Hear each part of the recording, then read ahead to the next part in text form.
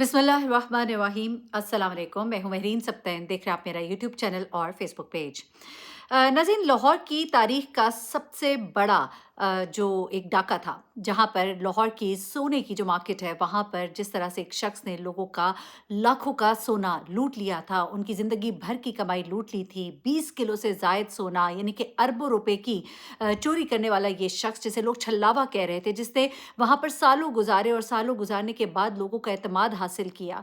और न सिर्फ एतमाद हासिल किया है, बल्कि लोग उसके पास अपना सोना तक रखवाने लग गए। लोगों को उम्रा कराने वाला ये शख्स कितना बड़ा फ्रॉडिया निकला और फिर ऐसा गायब हुआ कि कुछ समझ ना आई। लेकिन ये शख्स अपनी ही बेटी की वजह से पकड़ा गया। अपनी छोटी बेटी से मोहब्बत उसके आड़े आ गई। इस शख्स ने क्या किया और कैसे पकड़ा गया? इसने इतनी अय्यारी की कि इसने कोई निशान पीछे नहीं छोड़ा था, लेकिन फिर एक गलती उसे ले डूबी। जनाब, ये शख्स जो है, मैं मुख्तसर सा बैकग्राउंड बताती चलूँ अगर जिन लोगों को नहीं मालूम। लाहौर की सुनियार मार्केट थी, वहाँ पर सोने की मार्केट, वहाँ पर लोग जो है अपने बहुत सा सोने का जो एक्स्ट्रा माल होता था इसके पास रखवा भी देते थे। इनकी एक कमेटी भी डलती थी, उस कमेटी की मद में भी इनके पास सोना रखवाया जाता था। ना सिर्फ ये, बल्कि ये लोगों को बेहतरीन कीमत देता था। तो लोग इसको सोना इसके पास रखवाते थे कि ये अगर अपने क्लाइंट्स को बेचेगा तो ये हमें अच्छी से अच्छी कीमत देगा। तो इस तरह से इसके पास काफ़ी सारा सोना पड़ा होता था। अब ऐसा होता है कि ये शख्स जो है ये कुछ दिनों के लिए गायब होता है, तो लोगों को थोड़ा तजस्सुस होता है। रिप्यूट इसकी बहुत अच्छी होती है, लेकिन आखिरकार जब कुछ दिन हो गए, कोई अता पता नहीं, फ़ोन बंद है, तो वो परेशान होते हैं और उसके बाद पुलिस को बुलाया जाता है। दुकान खुलवाई जाती है, लॉकर तोड़वाया जाता है और अंदर खाली लॉकर उनका मुँह चिढ़ा रहा होता है। पुलिस अपनी तफ्तीश करती है तो पता लगता है कि वो तमाम अपना घर, अपनी गाड़ी सब बेच कर यहाँ से जा चुका है। पता करने की कोशिश की जाती है कि कहीं ये फ्लाई तो नहीं कर गया मुल्क से, तो पता लगता है कि कहीं भी इसका कोई रिकॉर्ड मौजूद नहीं है। तो ये सोचा जाता है कि शायद गैर कानूनी तरीके से ये मुल्क से फरार हो गया होगा। पुलिस अपने तय कोशिश कर रही होती है, लोगों की उम्मीदें दम तोड़ना शुरू कर गई होती हैं, लेकिन पुलिस की एक होशियारी काम आती है। पुलिस ने इस शख्स के पास इस्तेमाल होने वाले 2 मोबाइल फ़ोन्स जो थे, उनका IMEI नंबर जो है उसको चेकिंग पे लगाया हुआ था, कि कहीं भी ये किसी भी वक़्त ऑन होगा तो फ़ौरन इनको पता लग जाएगा और उस शख्स तक वो पहुँच जाएँगे। उम्मीद तो कोई नहीं लग रही थी, क्योंकि ज़्यादातर जो चोर डाकू होते हैं वो इन चीज़ों का बड़ा ख़्याल रखते हैं। फ़ोन जो है उनकी लोकेशन देने की वजह बनती है, लेकिन इस शख्स का लालच जो है वो इसके आड़े आया। इस शख्स ने सोचा कि मेरे पास ये 2 मोबाइल हैं, मुझे इन 2 मोबाइल का कोई फ़ायदा होना चाहिए। अब होता क्या है जनाब कि ये जो 2 मोबाइल थे, एक दिन अचानक ही, पिछले दिनों की बात है, ऑन होते हैं। जैसे ही ऑन होते हैं, ये सिग्नल जो है पुलिस को मिलता है। पुलिस फ़ौरन ही उसकी लोकेशन चेक करती है, जो लोकेशन मिलती है वहाँ पर ये पहुँचते हैं और फिर पता लगता है कि ये लोकेशन जो है ये इस्लामाबाद की है। अच्छा, अब ये फ़ोन जब ऑन होते हैं, इस फ़ोन में जो सिम डली होती है, उस सिम को ट्रैक किया जाता है, किसके नाम पर है, और आखिरकार उस शख्स तक पहुँचा जाता है जिस शख्स के पास ये फ़ोन था। लेकिन ये शख्स जो है वसीम नहीं होता। वसीम शेख वो शख्स जो कि लाहौर का डाकू था, जिसने लोगों की ज़िंदगी भर की जमा पूँजी लूट ली थी। अब क्या होता है जनाब कि जब पुलिस इस शख्स के पास पहुँचती है तो इसे कहती है कि जी, आपके पास ये फ़ोन कहाँ से आया? तो उसने बताया कि ये फ़ोन मैंने इस्लामाबाद की एक मोबाइल मार्केट से खरीदे हैं। अब पुलिस तो उसे कहती है कि आपके पास कोई इसकी रसीद कुछ होगा, तो वो इनको लेकर उस दुकान पर चला जाता है। अब जब पुलिस वहाँ पे पहुँचती है, दुकानदार से पूछती है कि ये मोबाइल आपने बेचे? तो वो कहते हैं बिल्कुल ये हमने बेचे। उनके पास रसीद भी पड़ी होती है। पुलिस कहती है रसीद देखिए किसके नाम पर, लेकिन नाम जो है वो अगेन वसीम शेख का नहीं होता।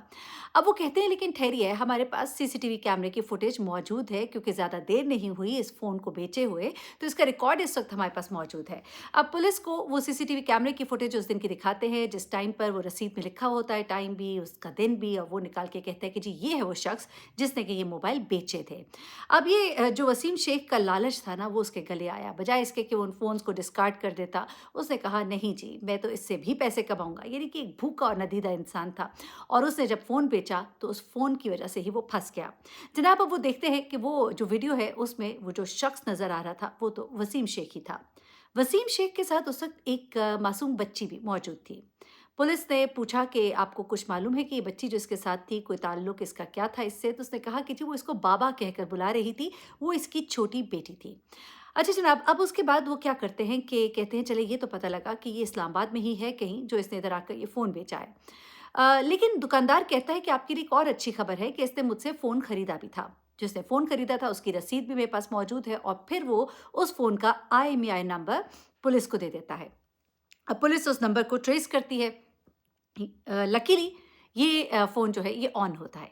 अब जब फ़ोन ऑन होता है, इसमें जो सिम डली होती है, उसको जब चेक किया जाता है, क्योंकि ये बार-बार फ़ोन बंद होता है, लोकेशन का कोई एग्ज़ैक्टली पता नहीं होता। पता ऐसे लगता है जैसे इस फ़ोन को कहीं बाहर ज़्यादा यूज़ किया जाता है। मुख्तलिफ़ लोकेशंस पे ये ऑन होता है। अब जो सिम इसमें डली हुई है, वो भी वसीम शेख नामी शख्स के नाम की नहीं है। पुलिस इसका रिकॉर्ड निकलवाती है। उसके बाद वो देखते हैं कि इसमें सीडीआर जो है, उसका चेक किया जाता है। कॉल डेटा रिकॉर्ड जब चेक किया जाता है, तो पता लगता है ये 2-3 लोगों से बहुत ज़्यादा राब्ते में है, जिनमें से एक शख्स तो एक चौकीदार निकलता है। और उस चौकीदार से पूछताछ की जाती है, तो वो कोई ख़ास इसको जानता नहीं है। लेकिन एक और नंबर था, जिस पर ये बहुत ज़्यादा राब्ते में था। तकरीबन रोज़ की बुनियादों पर इस नंबर पे उसकी बातचीत होती थी।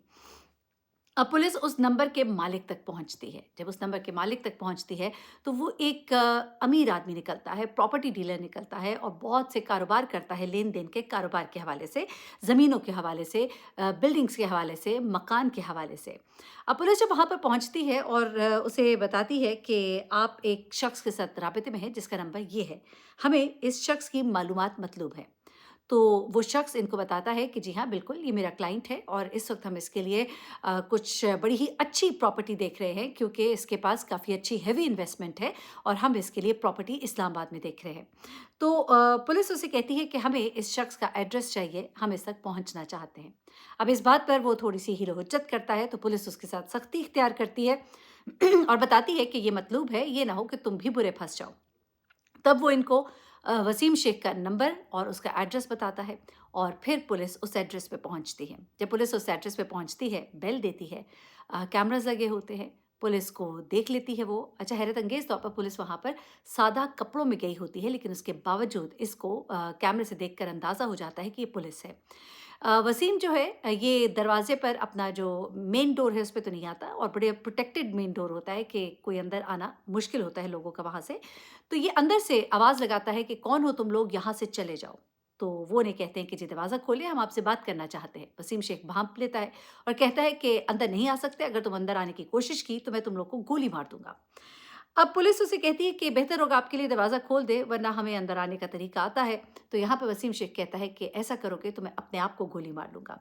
यहाँ पर पुलिस एक ऐसी हरकत करती है, जिसके बाद वसीम शेख हथियार डाल देता है। वसीम शेख को पुलिस कहती है कि तुम तो जान से जाओगे, साथ में तुम्हारी बेटी की जान को भी खतरा होगा। पुलिस की फायरिंग की जद में आकर किसी को कोई भी नुकसान पहुंच सकता है और अब हम इसके लिए पूरी तरह से तैयार हैं और पूरी तैयारी के साथ हम यहाँ पर आए हैं। वसीम शेख जो पहले तो बहुत ही लोहुज्जत दिखा रहा था, लेकिन अब जैसे ही उसे अपनी बेटी का नाम सुना, वो उसकी थी दुखती रग। उसने अपना हथियार जो है नीचे रखा और पुलिस से कहा कि मुझे गिरफ्तार कर लो, लेकिन मेरी बेटी को कुछ नहीं होना चाहिए। उसके बाद पुलिस ने उसे गिरफ्तार किया, लेकिन हैरत-अंगेज़ तौर पर हमें सुनने में ये आ रहा है कि पुलिस ने उसकी गिरफ्तारी डिक्लेयर नहीं की। ये तो भला हो कि कुछ हमारे रिपोर्टर्स हैं, उन्होंने इस बात को लीक आउट किया, खबर को बताया। उसके बाद पुलिस मजबूर हो गई और बताया कि जी हाँ, हमने गिरफ्तार कर लिया है। होता ऐसे ही है, बड़ी असामी अगर कभी पकड़ी जाए, तो पहले अपनी जेबें गर्म करने की कोशिश भी की जाती है। उससे कुछ निकाल लें, फ़ायदा हासिल हो जाए। कभी-कभी ले देकर मामला रफ़ा-दफ़ा भी हो जाता है। लेकिन अब चूँकि मीडिया इतना स्ट्रॉन्ग है, बातें जब रिपोर्टर्स तक पहुँचती हैं, तो दुनिया में फिर जब उनसे सवाल किया जाता है, तो फिर वो मजबूर हो जाते हैं और फिर उनको सीधे होना ही पड़ता है। एनीवे, सवाल है कि उन्होंने बताया क्यों नहीं? बताया भी तब गया जब रिपोर्टर्स ने बात को आउट किया। अपना बहुत ख्याल रखिएगा, दुआ में याद रखिएगा। अल्लाह हाफ़िज़।